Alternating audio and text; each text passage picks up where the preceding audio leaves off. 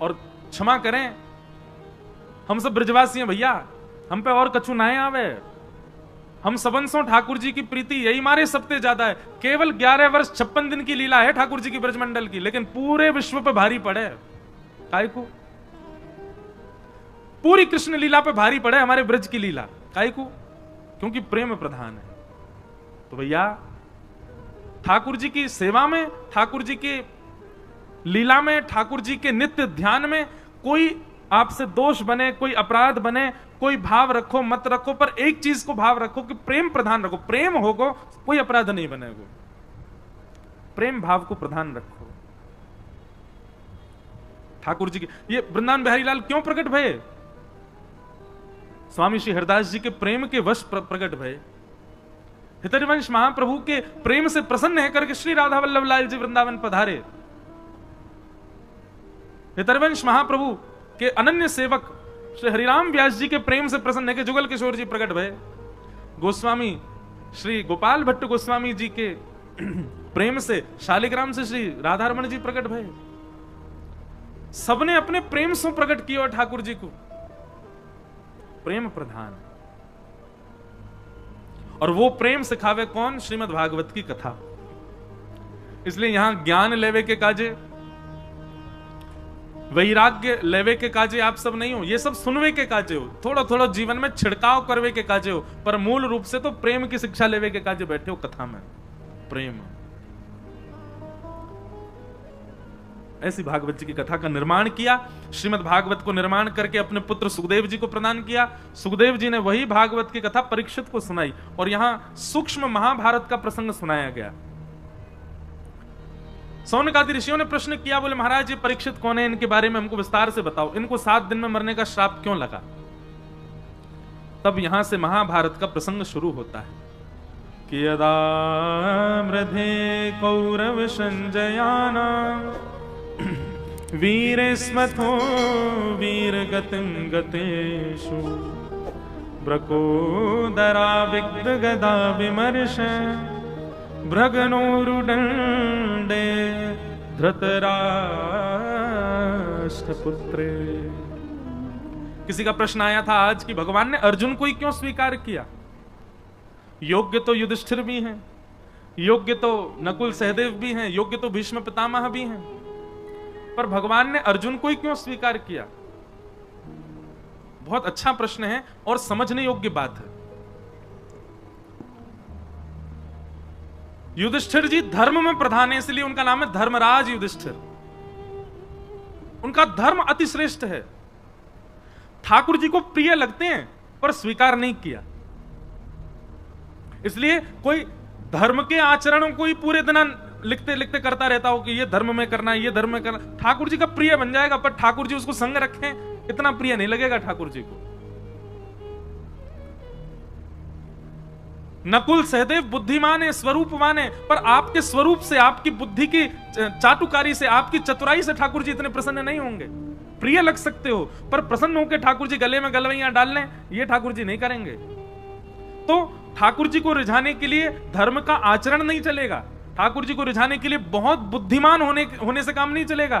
ठाकुर जी को रिझाने के लिए बहुत बलवान, बहुत ज्ञानवान, बहुत धनवान, इन सबसे आप ठाकुर जी के समीप भले ही पहुंचो। द्वारिकाधीश मंदिर में आगे बैठ के दर्शन करने हैं, पैसा देके बैठ जाओगे, आप समीप पहुंच सकते हो, पर स्वीकार ठाकुर जी हजारों लोगों में बैठे कौन को कर रहे हैं ये ठाकुर जी जाने। इतने सब लोगों में अर्जुन स्वीकार क्यों किया गया? क्योंकि अर्जुन के पास में सब कुछ है पर सब कुछ गौड़ है, प्रेम प्रधान है। प्रसंग आता है, मैं बहुत बार सुनाता हूं कथा में, कि जब महाभारत का युद्ध निश्चित हुआ तो अर्जुन और दुर्योधन दोनों गए भगवान के पास। दुर्योधन ने जाकर कहा महाभारत युद्ध होने वाला है, आप किस तरफ रहोगे? भगवान बोले पक्षपात मैं करता नहीं हूं, तुम दोनों मेरे भैया हो, अब ये तो बड़ी विडंबना हो गई कि मैं किस तरफ रहूं।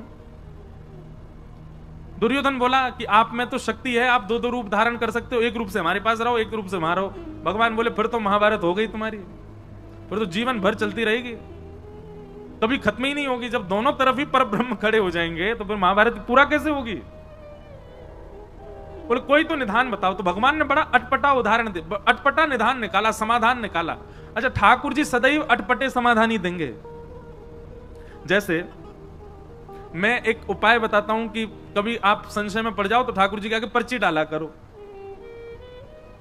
जैसे कि ठाकुर जी हमको दिल्ली पढ़ने के लिए जाना चाहिए कि नहीं।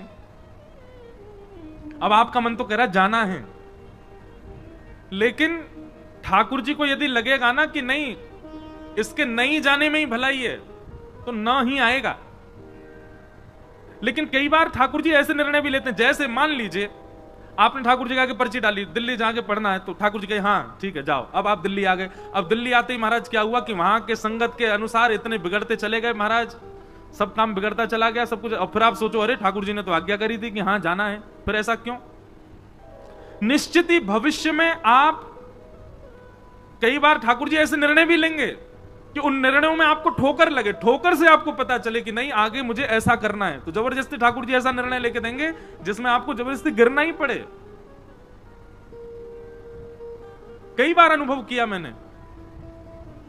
हम कुछ पूछते हैं लाल जी से, अपने लाल जी के आगे पर्ची डालते हैं, तो लाल जी जो देते हैं ना, तो अब तो मैं जानने लगा हूं, अब तो मैं समझ गया हूं कि जो आएगा इसका मतलब यह है जो तू चाहता है वो नहीं मिलेगा, जो तेरे लिए जरूरी है वो मिलेगा।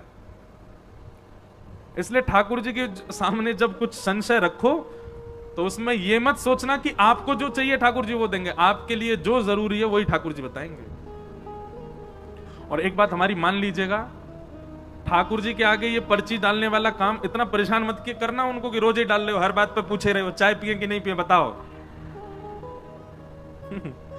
इतना परेशान मत करना। कई अपने जीवन के निर्णय स्वयं लीजिए, जब बहुत ज्यादा लगे कि अब इसमें मुझे क्या ही करना चाहिए आप बताओ।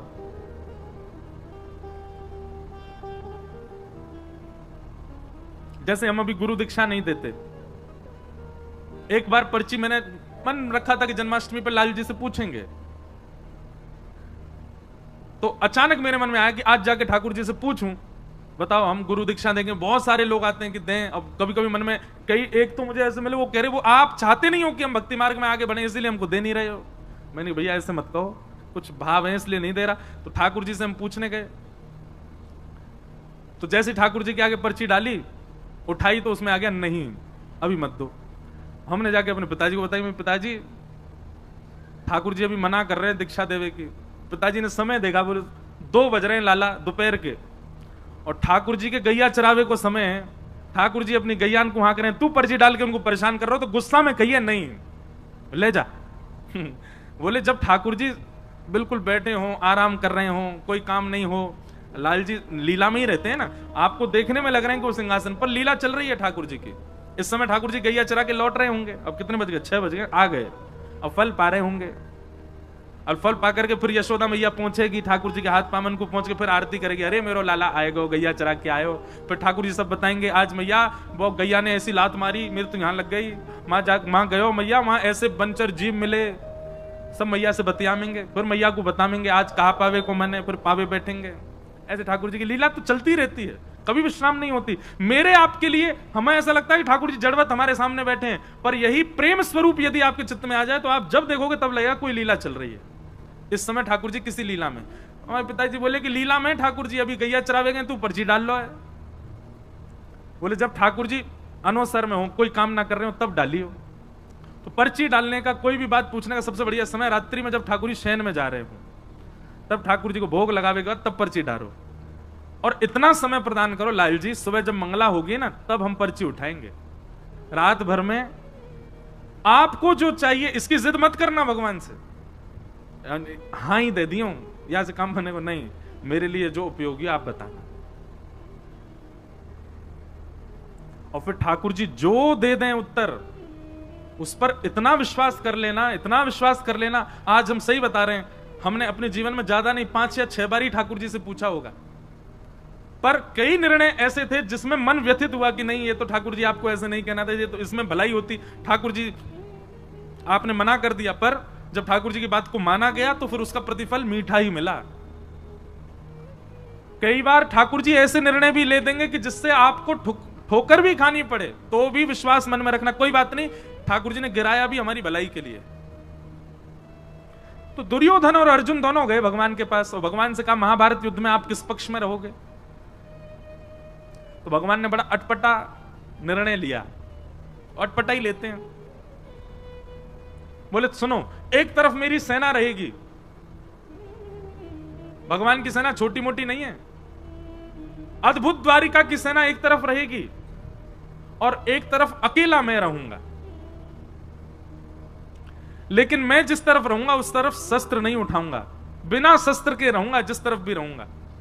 तुम लोग मुझसे बाद में मत कहना कि भाई तलवार उठाओ, धनुष उठाओ, भाला उठाओ, जे उठाओ, कुछ नहीं, खाली हाथ रहूंगा। एक तरफ मेरी सशस्त्र सेना और एक तरफ अकेला बिना शस्त्र का मैं। अब दोनों चूज कर लो, कौन मुझे ले जाएगा, कौन सेना को। तो निश्चित है मैं और आप भी अगर दुर्योधन की तरफ होते तो हम भी भगवान को ठुकरा देते। नहीं मांगते हम ठाकुर जी को।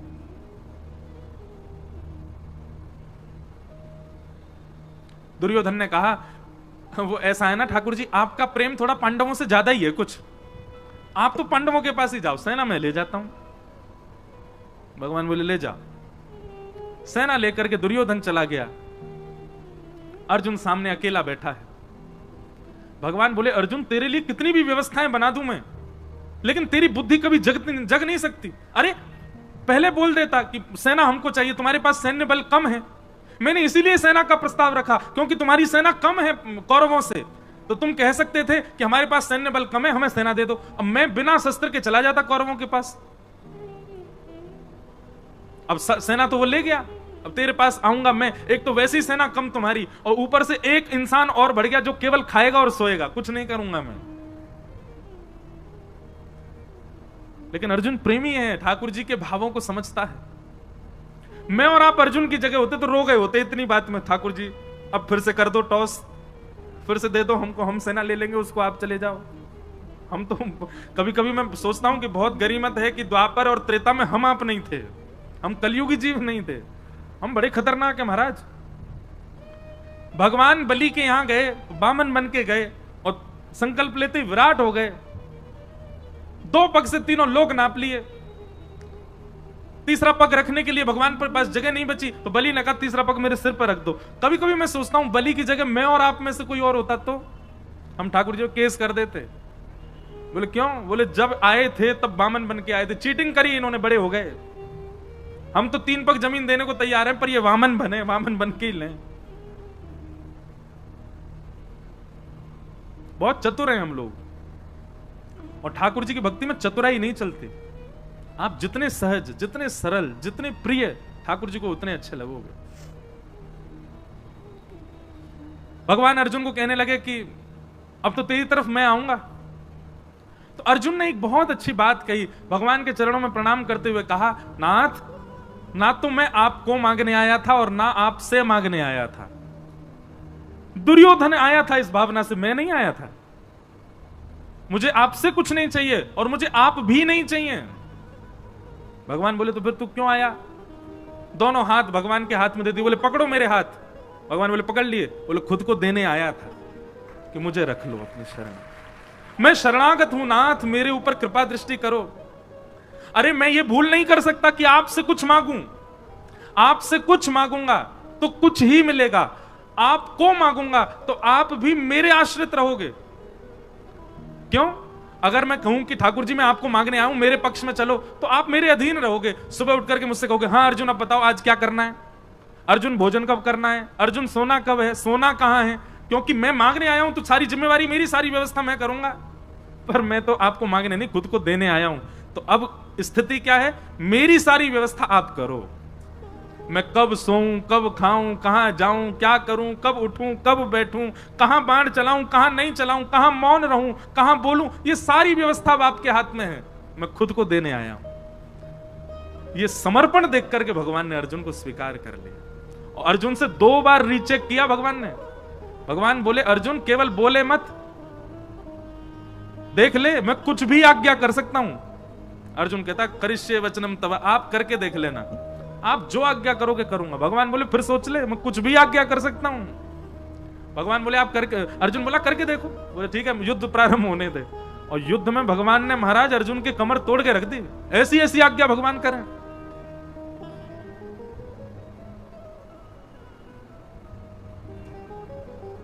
लेकिन हर आज्ञा को स्वीकार किया अर्जुन ने।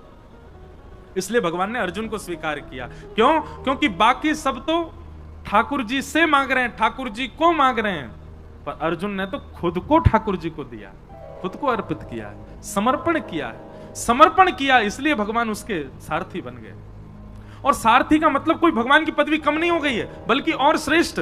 हम सबको अपना सारथी ठाकुर जी को। सारथी मतलब कौन? जो राह दिखावे, जो लेकर के चले, कहां जाना है, कहां मुड़ना है, कहां बैठना है, कहां चलना है, ये सारथी ही तो कर सकता है।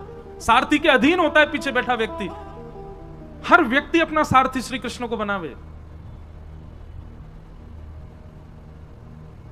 जहां ले चलोगे वहीं मैं चलूंगा, जहां नाथ रख दोगे वहीं मैं। ये जीवन समर्पित चरण में तुम्हारे, तुम ही मेरे सर्वस्व, तुम ही प्राण प्यारे।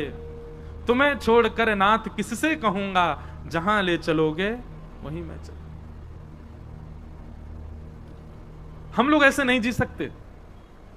हम लोग तो बड़े खतरनाक है महाराज।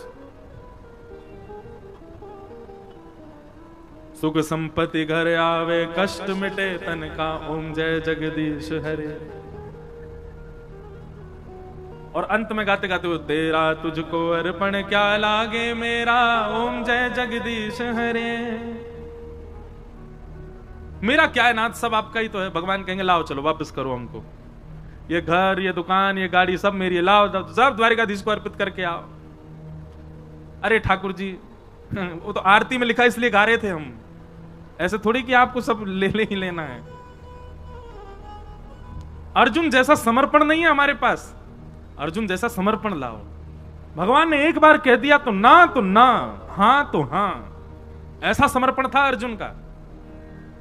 इसलिए भगवान ने अर्जुन को स्वीकार किया। कोई समर्पित हो अर्जुन के भांति। और एक बात मैं कथा में कहा करता हूं, भैया अगर आपकी इस कथा को सुनकर के मन में आ गया हो कि हम भी अर्जुन की तरह समर्पित होंगे, तो पहले ही ध्यान रखना, कस करके सीट बेल्ट बांध लेना अपने जीवन रूपी हवाई जहाज में।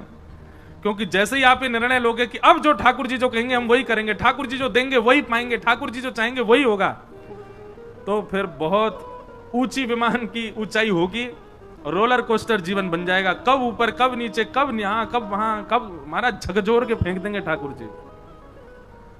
लेकिन कभी छोड़ेंगे नहीं। एक बार यदि कोई समर्पित हो गया तो निश्चित है ठाकुर जी उसके साथ खेलेंगे बहुत, पर उसका हाथ छोड़ नहीं सकते।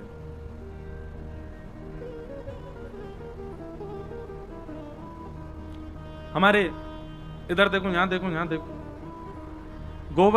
गोवर्धन में विराजमान थे पंडित श्री गया प्रसाद जी महाराज। नाम सुना? आप में से कई लोगों ने तो दर्शन भी किए होंगे पंडित श्री गया प्रसाद जी महाराज के। कौन यहां कोई है जिन्होंने दर्शन किया? हाथ ऊपर करो। जय हो भैया, हम आप सबन के ही दर्शन कर लें।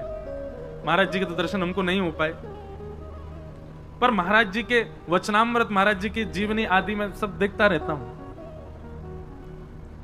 अद्भुत भाव।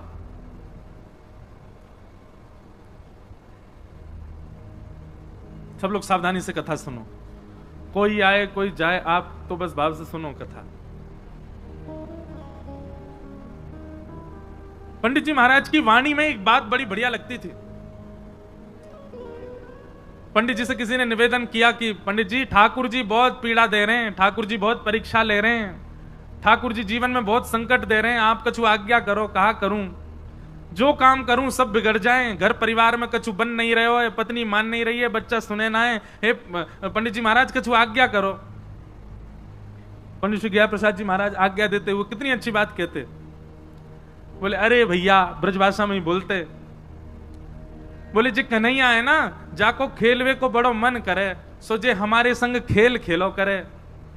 कभी पत्नी को उठाए दे, कभी बालकन को उठाए दे, कभी काम बिगाड़ दे। जाके हम सबरे खिलौना है, जो हमारे संग खेल है। लेकिन भैया या बात से दुखी मत हो कि ठाकुर जी खेल काहे को रहे, बल्कि ठाकुर जी से प्रार्थना करो जितनो मन चाहो ठाकुर जी उतनो खेलो, पर खिलौना बदलना नहीं चाहिए। मैं ही रहूं आपको खिलौना, खूब खेलो।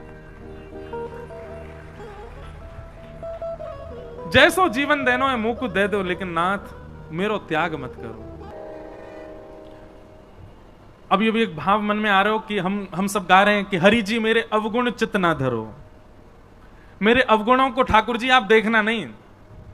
तो मानो ये पंक्ति गानी प्रारंभ करी तो पहले पूज्य गुरुदेव भगवान आए, फिर पूज्य श्री रसिया बाबा महाराज आए, भगवती प्रसाद गंधर्व जी आ गए। तो मानो ठाकुर जी ने 3 महापुरुष भेज के प्रमाणित कर दिया, ना धर रो अवगुण तेरे चित्त में, तू चिंता मत करे। ये 3 वैष्णवन को भेज करके ठाकुर जी मानो ये कह रहे हैं कि भैया आप प्रत्यक्ष प्रकट है कि ठाकुर जी ना कहेंगे कि तेरे अवगुण में ना देख रहो, ना विचार कर रहो। तो यही भाव से मानो ठाकुर जी प्रमाणित कर रहे हो, कोई बात ना भैया, क्षमा किए, तेरे अवगुणन पे मेरी दृष्टि ना है, तू आनंद कर। तो ऐसी भावना है। रसिक जनों के पद बड़े अद्भुत हैं। हमारे अष्टछाप के कवि गोस्वामी तुलसीदास जी की विनय पत्रिका, जैसे ये पद है ऐसी विनय पत्रिका में गोस्वामी जी का भी एक पद है। हरि जी तुम बहुत अनुग्रह कीन हो, हरि जी तुम बहुत अनुग्रह कीन हो। अब पद तो ढूंढवे तो मिलेगा नहीं, लेकिन भाव बहुत सुंदर है वहां पर भी। बोले नाथ आपने मुझे बहुत बड़ा अनुग्रह किया। भगवान पूछ रहे हैं मैंने कहा अनुग्रह किया तुम पे? तो गोस्वामी जी कह रहे हैं बोले आपने सबसे बड़ा अनुग्रह तो यही किया कि आपने मुझे मानव बनाया। श्रीमद् भागवत में भी भगवान कहते हैं नृदेह माध्यम सुलभम सुदुर्लभम प्लवम सुकल्पम गुरुकर्ण धारम मयानुकूलेन नभस्वतेरितम पुमान भवाब्धिम न तरेत्स आत्मा। मैंने मानव के ऊपर सबसे बड़ी कृपा यही की कि मैंने उसको मानव बनाया। अरे नित्य इसी बात का धन्यवाद कहो ठाकुर जी कि हमको आपने कोई जीव जंतु तो नहीं बनाया, मानव बनाया। गोस्वामी जी का वो पद बहुत सुंदर है, उसमें गोस्वामी जी कहते हैं आपने बहुत बड़ी कृपा की कि अत्यंत दुर्लभ मानव शरीर मुझको प्रदान किया। पर ठाकुर जी हम एक अनुग्रह और आपसे चाहते हैं, एक अनुग्रह और कर दो। भगवान कह रहे हैं अब क्या चाहिए? तब गोस्वामी जी कहते हैं कि संसार रूपी विषय सरोवर में मेरी मन रूपी मछली घूम रही है। बहुत ध्यान से सुनना, संसार रूपी विषय सरोवर में मेरी मन रूपी मछली डोल रही है। कभी या मन रूपी मछली को मन पानी पूरी पे अटक जाए, कभी डोसान पे अटक जाए, कभी लस्सी पे अटक जाए, कभी ब्रजवासी पेड़ा पे अटक जाए, कभी कहीं अटक जाए, कभी पल्ली गरी वारी पे अटक जाए, कभी छतवारी पे अटक जाए, कभी कहीं अटक जाए। हे ठाकुर जी हमारी मन रूपी मछली संसार रूपी विषय सरोवर में घूम रही है। भगवान बोले तो हम क्या करें? बोले जिस प्रकार मछली पकड़ने वाला एक बांस में धागा डाल करके सरोवर के तट पर आकर के बैठता है और उस धागे में एक कुछ सामग्री लगा करके उसको नदी में फेंक देता है, सरोवर में फेंक देता है और फेंक करके मछली पकड़ने की प्रतीक्षा करता है, बैठ करके खड़ा रहता है वहीं पर ही। भगवान बोले तो बोले नाथ ऐसे ही आप अपनी कृपा रूपी वंशी लेकर के और अनुग्रह रूपी वो धागे में कछु कृपा बांध करके या विषय रूपी सरोवर में छोड़ दो। भगवान बोले तुम क्या करोगे? बोले आप खड़े खड़े इंतजार करो, विषय में घूमते घूमते घूमते घूमते जा दिन मेरो मन रूपी मछली आपके वह कृपा रूपी सामग्री से आकर के टकरा जाए, जैसे ही वह कांटे में फंस जाए सोई रस्सी खींच करके मुझको बाहर निकालनी हो। अब सुनने में तो आप लोगों को बड़ा सामान्य लगा, लेकिन ये भगवान को आज्ञा क्या दी जा रही है? आप आकर के सरोवर पर इस विषय रूपी नदी में कृपा रूपी डोर से अनुग्रह रूपी रस्सी डाल करके बैठे रहो, प्रतीक्षा करो। मैं यत्न नहीं करूंगा आपके पास आने का, आप बस कृपा रूपी रस्सी डाल के बैठे रहो। काओ दिना गलती से मैं टकरा जाऊं सो मुझको बाहर निकाल लिया। भगवान बोले गोस्वामी जी बड़े चतुर हो आप, ऐसी चतुराई भक्तन में अच्छी है। सांसारिक चतुराई ठाकुर जी को प्रिय नहीं, लेकिन भक्ति में चतुराई हो तो ठाकुर जी को बहुत बढ़िया लगे। तो हम किस विषय पर चर्चा कर रहे थे? अर्जुन। भगवान ने अर्जुन को ही क्यों स्वीकार किया? महाभारत में इतने पात्र हैं, केवल अर्जुन ही क्यों प्रिय है ठाकुर जी को? क्योंकि अर्जुन ने पूर्ण समर्पण किया है। करिष्ये वचनम तव, आप जो कहोगे वो मेरे लिए अध्यादेश है, उसके आगे किंतु परंतु नहीं कहूंगा मैं। इसलिए भगवान ने अर्जुन को स्वीकार किया। तो महाभारत का प्रसंग सुनाया गया। अब प्रसंग बहुत बार विस्तार से कहा है, थोड़ा हम आगे चलते हैं। प्रथम स्कंद विश्राम कर दें, कल फिर ठाकुर जी का जन्मोत्सव भी होना है। महापुरुषों के थोड़े वचनामृत भी सुनेंगे, तो अभी हम विषय जो प्रमुख हो उसको थोड़ा थोड़ा कह के चलेंगे। महाभारत का युद्ध विश्राम हो गया, परंतु दुर्योधन ने बदला लेने के लिए अश्वत्थामा को भेज दिया और कहा जाओ जाकर के 5 पांडवों को सोते हुए मार दो। सोते हुए 5 पांडव तो नहीं मार पाया, पर द्रौपदी के 5 पुत्र उसी शिविर में सोए थे, उसको लगा अंधेरे के कारण 5 पांडव ही हैं, निर्दोष बालक मार दिए द्रौपदी के, जिसके कारण अश्वत्थामा को बंदी बना करके भगवान की आज्ञा मान करके अर्जुन ने उसके आधी दाढ़ी मूछ शिखा छेदन करके मणिम जहार मूर्धन्यम उसकी मणि को निकाल लिया और उसको छोड़ दिया, क्योंकि ब्राह्मण था, भगवान ने मना किया, ब्राह्मण ने इसको मारना नहीं। अब इस विषय पर हम थोड़ा विस्तार करते हैं कथा में कि अगर भगवान मना कर रहे हैं ब्राह्मण को नहीं मारना चाहिए, तो फिर खुद ने रावण क्यों मारा? भगवान मना कर रहे हैं ब्राह्मण को नहीं मारना चाहिए, तो स्वयं ने नृसिंह रूप में हिरण्यकश्यप क्यों मारा?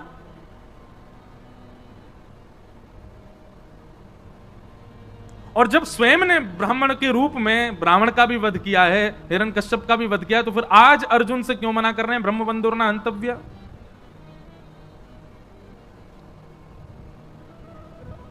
अब विषय तो बहुत बड़ा है, पर सूक्ष्म में कहूं, व्यक्ति 2 रूपों से अपना प्रस्तुतिकरण करता है। सब लोग बहुत सावधानी से सुनिएगा। एक तो जन्म से पता चलता है कि वो कौन है, और एक कर्म से पता चलता है कि वो कौन है। जन्म और कर्म ये दोनों प्रमाणित करते हैं कि वो कौन है। अब चाहे वो जाति हो, चाहे वो उसका स्वभाव हो, चाहे वो कोई संप्रदाय हो, सब उसके जन्म और कर्म से पता चलते हैं। पर ये बात आप सब भी स्वीकार करेंगे, पूरा विश्व स्वीकार करेगा, जन्म से आप चाहे जो भी हो, पर कर्म से अगर आप श्रेष्ठ हो तो ही श्रेष्ठ माने जाओगे। बात सही है कि नहीं है? अब जन्म से भले ही आप खूब ऊंचे कुल में हो, खूब श्रेष्ठ कुल में हो, अच्छे जाति में हो, अच्छे संप्रदाय में हो, अच्छे नाम गोत्र में जन्म लिया, लेकिन स्वभाव से बिल्कुल विपरीत हो। जैसे रावण पुलस्त्य ऋषि के खानदान में है, ब्राह्मण कुल है, सारस्वत ब्राह्मण है, और विस्तार तो और क्या क्या है ये सब तो सब विद्वान जाने, पर स्वभाव आज तक जलाया जाता है। रावण एक ब्राह्मण को पूरा विश्व जलाता है हर वर्ष, क्योंकि वहां पर ब्राह्मणत्व गौड़, ब्राह्मणत्व सूक्ष्म हो गया, उसके दुर्स्वभाव की वजह से उसका ब्राह्मणत्व नष्ट हो गया। जन्म से और कर्म से हमारा स्वरूप पता चलता है। रावण भले ही ब्राह्मण है, लेकिन रणभूमि में शस्त्र हाथ में लेकर के खड़ा है, और शस्त्र धारण करने का अधिकार क्षत्रिय का है। और रणभूमि में क्षमा कीजिए, सामने जो आएगा वो शत्रु है, उसकी मृत्यु तो निश्चित है। इसलिए वहां पर यह नहीं देखा गया कि वो ब्राह्मण है, सशस्त्र खड़ा है। शास्त्र हाथ में होने चाहिए ब्राह्मणों के, तो शस्त्र नहीं, वो शस्त्र लेकर के खड़ा है और रणभूमि में खड़ा है, युद्ध भूमि में खड़ा है। और उसके बाद एक पर स्त्री को बंधी बना करके अपहरण करके खड़ा है, पूर्ण रूपेण अपने ब्राह्मणत्व का नाश कर दिया है। इसलिए ठाकुर जी ने वहां विचार नहीं किया है। और रही बात अश्वत्थामा की, आतताई है, रणभूमि में नहीं आया है। रणभूमि में अश्वत्थामा के पिता थे तो मारे गए, ये तो छिप करके एक कायरों जैसा काम कर रहा है। भगवान ने एक प्रकार से उसको ब्राह्मण कहकर के छोड़ दो, इससे कोई भलाई नहीं, इससे कोई ऐसा नहीं कि उसके ऊपर कृपा की, बल्कि अश्वत्थामा को और बड़ा दंड दिया। अगर इसको मार दोगे तो इसकी मृत्यु 2 क्षण में हो जाएगी, ऐसा करके इसको जीवित छोड़ दो कि हर क्षण मरे। बल्कि भगवान ने तो उसको और कड़ा दंड दिलवाया है। अश्वत्थामा आज भी चिरंजीवी है, आज भी जीवित है, परंतु अपने चिरंजीव होने पर, अपने अमर होने पर अश्वत्थामा को कभी प्रसन्नता नहीं होती होगी, रोता ही होगा हर क्षण। भगवान ने कहा बालकों के हत्यारे को अर्जुन मृत्यु दंड मत दो, ऐसा दंड दो कि हर क्षण मृत्यु के समान कष्ट हो और वो मरे भी ना। और वो दंड भगवान ने दिलवाया। और रही बात, एक मेरी बात आप बहुत ध्यान से सुनिएगा, कई जगह ब्राह्मणों के लिए थोड़ा पक्ष आता है कि उनको ऐसा नहीं, उनके प्रति ऐसा, तो कई लोग बोलते हैं महाराज जी उनके पक्षपाती हैं क्या भगवान? हाँ हैं। एक बात ध्यान से सुनना, सबके लिए दंड का निधान है, सबके लिए भगवान कहते हैं तुम ही दंड दे दो। ब्राह्मण को दंड मत दो, तो हमको लगता है भगवान पक्ष कर रहे हैं, ब्राह्मणों के लिए इतनी छूट कर देते हैं। नहीं, भगवान कहते हैं बाकियों को दंड तुम दो, ब्राह्मणों को तो मैं दंड दूंगा। अरे मैंने ब्राह्मण कुल में भेजा, इतने श्रेष्ठ कुल में भेजा, इतना योग्य बना करके, उसके बाद भी दुष्कर्म। तो ब्राह्मण यदि कुछ गलत करते हैं तो भले ही समाज में उनको मुक्त कर दिया जाए, पर ठाकुर जी कहते हैं कि उनको तो फिर मैं दंड दूंगा। क्यों? क्योंकि श्रेष्ठ कुल में इसलिए थोड़ी भेजा है कि तुम यहां जाकर के ये सब करो। अश्वत्थामा को मुक्त नहीं किया भगवान ने, मृत्यु से भी बड़ा दंड दिलवा दिया, आज तक मृत्यु को प्राप्त कर रहा है। इस प्रकार पूरी लीला हुई। आगे फिर भगवान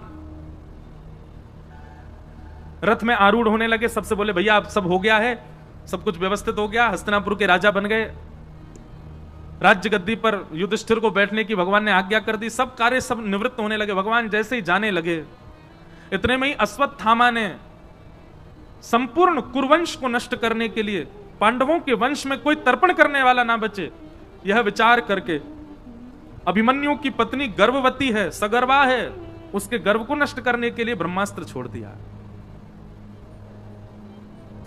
और जैसे ही ब्रह्मास्त्र छोड़ा है, भगवान उसी समय रथ में बैठ करके जा रहे हैं और ब्रह्मास्त्र उत्तरा को मारने के लिए आ रहा है। उसी समय दोनों भुजा उठा करके ठाकुर जी की ओर दौड़ती है उत्तरा कि पाहि पाहि महायोगिन देव देव जगतपते नान्यम तद्भयम पश्ये यत्र मृत्यु परस्पर। दोनों भुजा उठा करके पूर्ण समर्पण की भावना से ठाकुर जी की ओर दौड़ी है। हे जगतपति मेरी रक्षा करो। जैसे ही दोनों भुजा उठा करके भगवान की ओर दौड़ी, वहां युधिष्ठिर भी खड़े हैं, वहां अर्जुन भी खड़े हैं। अरे उत्तरा के खास ससुर जी हैं अर्जुन, अभिमन्यु की पत्नी है, अपने ससुर जी के पास नहीं गई। युधिष्ठिर राजा हैं, राजा के पास नहीं गई, किसी के पास नहीं गई, सीधे भगवान के पास गई है। और मानो सबको यह बता दिया कि रक्षक तो केवल और केवल यही हैं, द्वारिकाधीश जगतपति। पति शब्द का अर्थ क्या होता है? रक्षक। ये जगत रक्षक हैं। आप चाहे कितनी भी ऊंची पदवियों पर बैठे हो, चाहे कितने भी बड़े बलवान हो, पर विश्व रक्षक तो यही हैं। इसलिए किसी की शरण में नहीं गए। द्रौपदी ने जो गलती की थी चीरहरण के समय, सबके आगे हाथ फैलाए, आज उत्तरा ने वो गलती नहीं की, सीधी दौड़ी भगवान के पास। और मानो ऐसा विद्वज्जन कहते हैं कि उत्तरा ने भगवान से जाके कहा, मुझे भले ही कुछ भी हो जाए, मेरे गर्भ के बालक को बचा लीजिए, मेरे गर्भ के उस बालक को जीवित रखिएगा नाथ।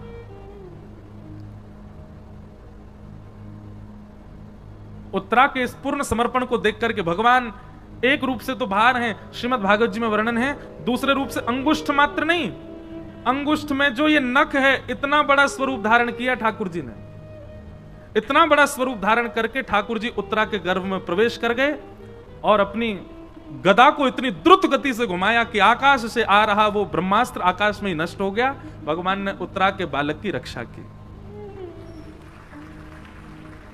ताली बजाने वाली बात ये नहीं थी, ताली वैसे तो थी, पर इससे भी श्रेष्ठ बात अब आएगी। क्या? जैसे ही सबको पता चला कि आकाश में ब्रह्मास्त्र नष्ट हो गया, तो सब लोग भगवान की जय जयकार करने लगे। अरे द्वारिकाधीश की जय, कृष्ण कन्हैया लाल की जय, देवकी नंदन गोपाल की जय। भगवान बोले चुप चुप, क्या कर रहे हो आप लोग? मेरी जय जयकार क्यों कर रहे हो? बोले लाला तुम्हारी शरण में आई तो तुम नहीं बचा ली। बोले मैं तो तुम्हारे सामने खड़ा हूं, मैंने तो कुछ किया ही ना, मैं तो यहीं खड़ा हूं, मैं तो हिलो भी ना अपनी जगह थे। तो बोले फिर ये ब्रह्मास्त्र कैसे नष्ट भयो? तो ठाकुर जी बोले ये तो उत्तरा के पातिव्रत और उत्तरा के जीवन की तपस्या का फल है कि उसने अपने तप बल से ब्रह्मास्त्र को नष्ट कर दिया। बात समझे? ये ठाकुर जी का स्वभाव है। क्रिया करने के बाद भी आपको ऐसा दर्शाते हैं कि आप नहीं किया था, भगवान ने कुछ नहीं किया।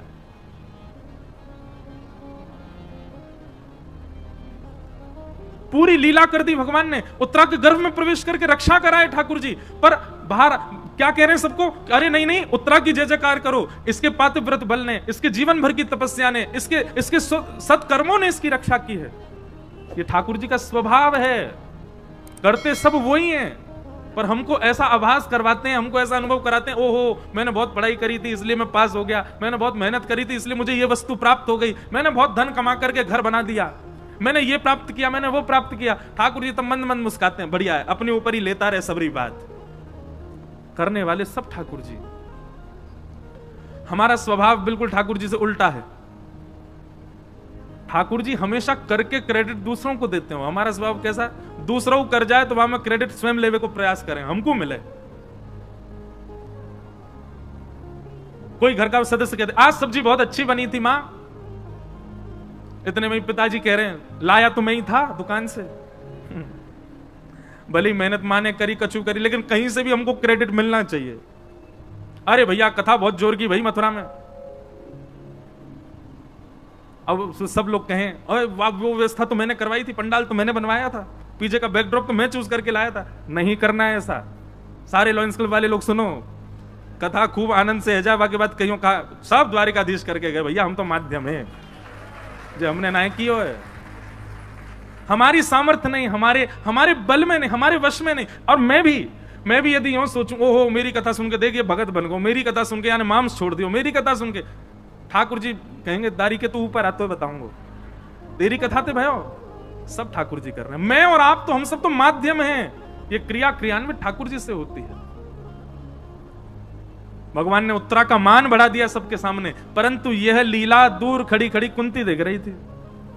कुंती समझ गई, बोले कि ओहो सब करके और पूरा मान दे दिया उत्तरा को। और भगवान बोले अब भैया उत्तरा में व्यस्त हो, सबको व्यस्त कर दिया उत्तरा में। सब कहने लगे अरे उत्तरा तेरे भजन बल ने देख ब्रह्मास्त्र नष्ट कर दियो, तेरे आत्म बल ने देख ब्रह्मास्त्र नष्ट कर दियो, सब व्यस्त हो गए। भगवान बोले अब सब लोग लगो, हम जा रहे हैं द्वारिका। जैसे ही रथ में आरूढ़ हुए, कुंती सामने आ गई, रथ रोक लिया, बोले नीचे आओ हमसे मिलके जाओ। भगवान पुनः उतर करके आए और कुंती जी ने यहां पर भगवान की एक स्तुति गाई है। अब स्तुति तो बहुत सुंदर है, बहुत विस्तृत है, बहुत अद्भुत है, पर एक भाव बहुत ध्यान से सुनना। संपूर्ण स्तुति गाने के बाद में कुंती भगवान से कहती है कि विपद